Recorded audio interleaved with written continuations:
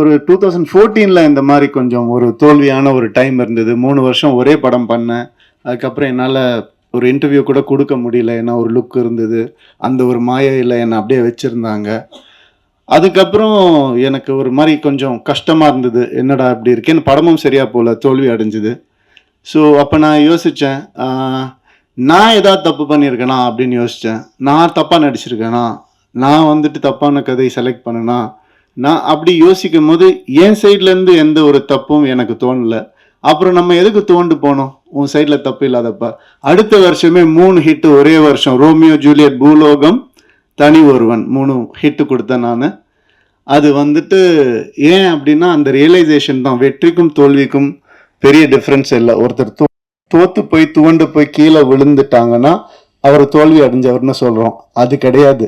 அவர் திருப்பி எந்திரிக்காம இருந்தாதான் அவர் தோல்வி அடைஞ்சவர். திருப்பி எந்திரிச்சிட்டாருன்னா அவர் தோல்வியே கிடையாது. இந்த வருஷம் நான் திருப்பி எந்திரிப்பேன்னு சொல்ல வரேன், வேற ஒன்றும் இல்லை. Thank you so much.